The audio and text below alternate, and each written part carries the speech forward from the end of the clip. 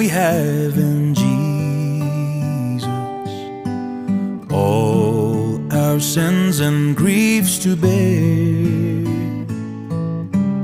What a privilege to carry everything to God in prayer.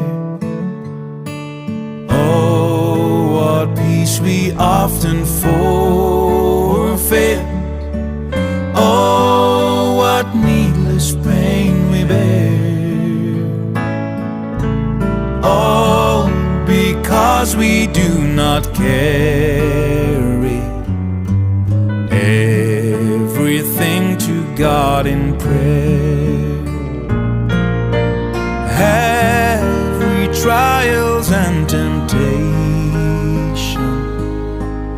Is there trouble anywhere?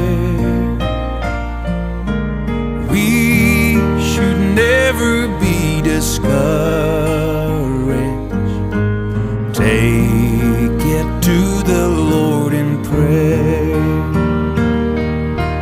Can we find a friend so fair?